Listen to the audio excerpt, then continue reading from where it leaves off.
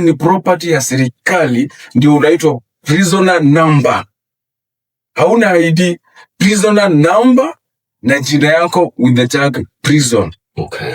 So you are the property of the prison authorities, which is an agency ya serikali. Wow. Shida inaanzia. Tutakuwa tunazungumza mengi. Asante sana Ngeno kwa uchambuzi huo. Wacha nirudi kwa Papa Tadayo. Hebu tueleze. Uliwahi pita gerezani? Well, nimekaa gerezani miaka 13 na miezi 8. Wow. Kwa kitendo ambacho sikufanya. Nilifungwa mwaka wa 2012 mwezi wa pili tarehe 29. Yeah. Na ile jambo ambalo mimi nilikuja nikagundua katika maisha ninayoishi hapa duniani ni kwamba kama hujawahi nyang'anywa uhuru wako, uwezo kujua na kudhamini uhuru. Uhuru ni kitu moja cha maana sana. Wakati ambapo unakuta ya kwamba umenyang'anywa maamuzi ya kukula vile unataka, maamuzi ya kuvaa vile unavyotaka, unanyang'anywa mpaka maamuzi ya kutembea vile unavyotaka, yani you are denied the freedom of movement. My brother, that's the worst thing that can happen to an individual. Mimi nilipofungwa nikaingia gerezani kwa kitendo ambacho sikufanya, niliomba Mungu anipe ile moyo wa kuvumilia na kuwa na subira na kungojea ya Roho wake aweze kunielekeza. Niliingia kamiti hiyo 2012 mwezi wa pili tarehe 29. Nikakaa pale. Maisha pale ndugu yangu si mazuri, si maisha ambayo unaweza tamani mtoto wa mtu aweze kwenda. Lakini nashukuru Mungu kwa sababu ya neno lake katika Warumi mlango wa 8 mstari wa 28 ambayo inasema ya kwamba for we know that all things work out together for good for them that love the Lord and for them that have been called according to his purposes. Nilishukuru Mungu maana aliruhusu niyapitie hayo maisha. Yes. Sasa ulipokuwa kule gerezani, how did your life change? Well, nilipofika pale nilikuwa na ile inaitwa psychological torture. Kwa sababu gani? Mimi nikitoka pale nje na hapo tunachukua ukiwa gerezani, maisha ya raia maisha ya freedom unaita maisha ya raia. Niliacha mke na watoto kule. Mimi ni baba wa watoto 6, vijana 3, wasichana 3. Na sasa pale nimeacha mke kwa boma kwa kitendo ambacho sijafanya. Nilikuwa na wasiwasi na stress, watajikimu namna gani kimaisha. Because as a man, responsibility yangu sasa ilikuwa cut off because of this issue defilement. Something that I never committed. As I speak this, my conscience is very clean because I know, najua kwamba mwanaume kamili ni yule ambaye ako ready to face the consequences of his actions. Kuna mambo tumefanya tunakubali, na yale hujafanya hata unifinye chini siwezi nikakubali kitu hujafanya. But all in all, vile nimesema hapo nyuma, Mungu alikuwa na hamu ya kuniandaa kwa ajili ya kazi yake. Na nashukuru Mungu kwa sababu kupitia hayo maisha Mungu aliweza kunifunza mambo mengi jinsi ya kuishi na binadamu. Yes. Na ulipokuwa kule gerezani Papa Tadayo, ni kipi ambacho kilikuwa kinakukujia ama kinakusononisha kila wakati? Je, ni ile hasira ya kufungwa kutokana na kile kitu ambacho kufanya? Je, ni kuacha familia yako kule nyumbani kujua watajikimu namna gani? Je, ni ule muda, ile miaka ambao umesikia hakimu amekuwa wewe nimekutandika miaka 10 na miezi kadhaa gerezani? Ni kipi hiki ambacho kilikusumbua zaidi? Kwanza hasa nikiwa pale gerezani nilikuwa nimefungwa miaka 20 na miezi 6. Sasa niko pale, ile jambo lilikuwa na imagine, naona wasted years. Naona ya kwamba sasa nimefungwa na nikiwa na miaka 39. Hao watu wanataka nitoke jela nikiwa na kama naelekea miaka 60. Mke wangu na watoto watakuwa namna gani? Nikawa sasa ikifika hata wakati wa saa 1 jioni, au imagine sasa kwa boma yangu iko secure kweli saa hii, ama mke wangu na watoto wanatavamia wakati wowote. Sikuwa na amani. Nilisumbuka, niliona kwamba nimefika mwisho wa hili. Lakini nashukuru Mungu aliendelea kunipa matumaini. Na wakati mmoja mke wangu mwanzo huo hicho kifungo, mke wangu alikuja akanitia moyo, akaniambia jipe moyo baba, watoto haya ni mapito, tunajaribu kutafuta vile utatoka, lakini jipe moyo. Okay. Utashinda. Yes. Na wewe hapa nimeshinda wako. Ama Freeman. Yes. Nataka tunaendeleza zaidi. Wacha nichukue nafasi hii kumkaribisha ndugu yetu Belasio. Karibu sana Belasio, kwa nafasi nyingine tena umetujalia, Mungu ametujalia kupata na tena. Hujambo ndugu yangu Belasio? Jambo sana. Naam, naona kiti chako kiko chini. Wacha nichukue break kidogo nikushughulikie, kisha nitakaporejea nitakuwa na kuweka hewani. Msikilizaji, tunazungumzia maisha baada ya jela. Alright, hicho ndicho kitu ambacho tunazungumzia. Ndio kwa maana studioni tunaye ndugu yetu Ng'eno, ametuletea mgeni hapa kutuadhia na kutuelimisha pia, ambaye anajulikana kama Papa Tadayo. Nitakuwa nachukua pumziko fupi nikicheza wimbo wake, kisha tutakuwa tunarejea na Belasio atuelimisha, maana kuna kitu nataka kujua kutoka kwa Belasio. Ndugu yetu Papa Tadayo amesema alifungwa miaka hiyo yote pasi na kufanya kosa. Yes. His conscience was very clear. Nataka kujua why is it so? Shida hutokea wapi kwamba mtu ambaye hana hatia anajikuta gerezani? Na wapo wengi by the where is the problem? Ni sheria, ni mtu binafsi, ama ni nini?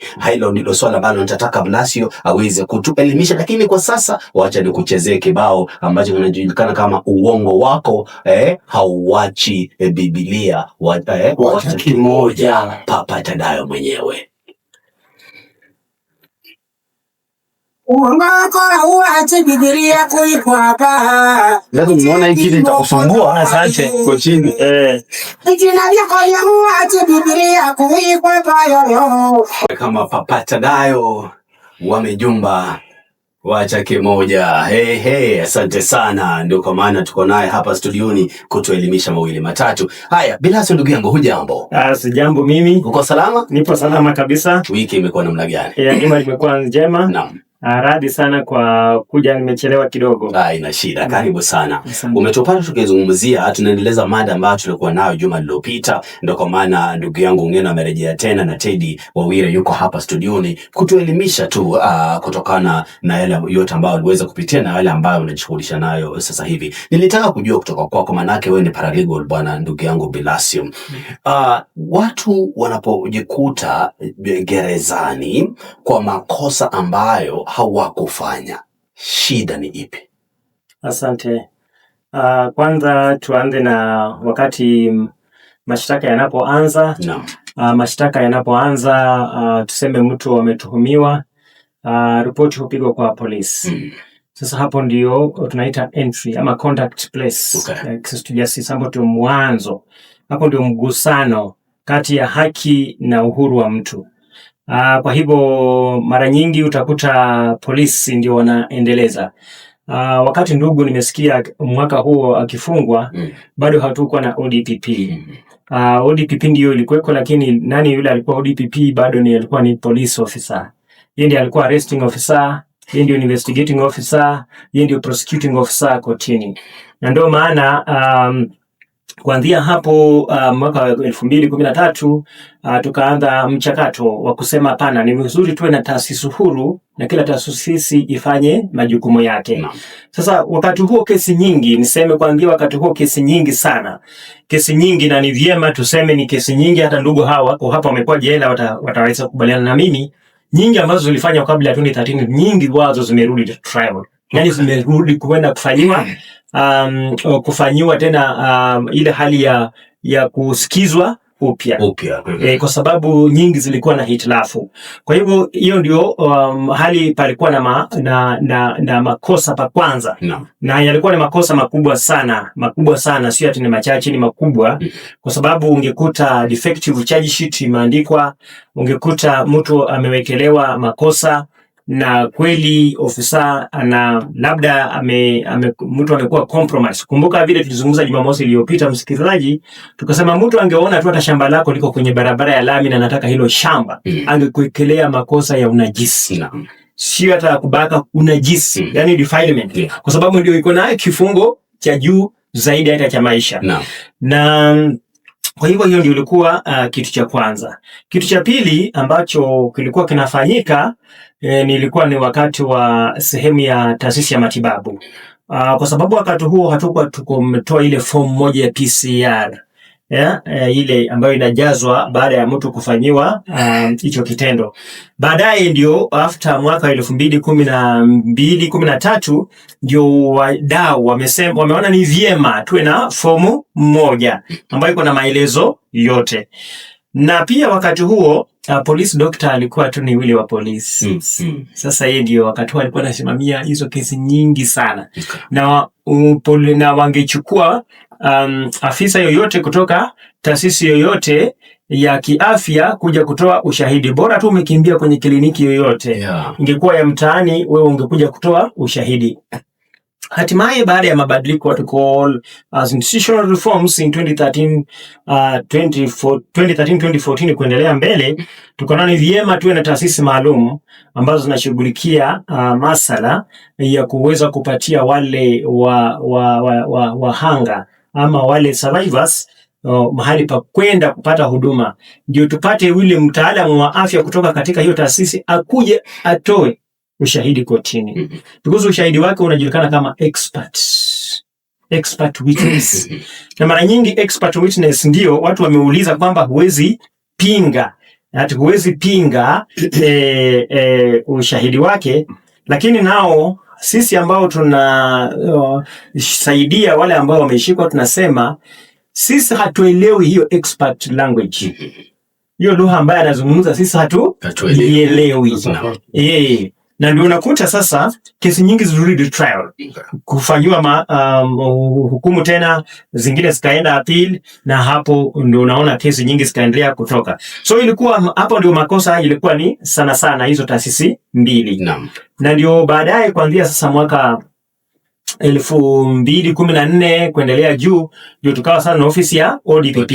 Ndio tukaanza sasa kwa ajili mawakili ambao sasa walikuwa ni viongozi wa mashtaka. Sasa polisi akabakia na jukumu la kumshika mtuhumiwa na kuchunguza kesi ama kupeleleza. Hayo ndio majukumu ambayo walibaki nayo na kudraft ile charge sheet. Na sasa hivi sasa tukasema hiyo charge sheet ambapo unaidraft unaleta lazima uletee ODPP kwanza. Angalie sasa hivi inaangaliwa kwanza. Je, iko na ushahidi wa kutosha? Inatosha, yani inatosha, vijana wanaita inatosha mboga, inatosha vipimo. Kama haitoshi, ODPP anairejesha, anasema nenda tengeneza tena. Kwa sababu anajua ikienda kule mbele itagonga mwamba. Jambo la pili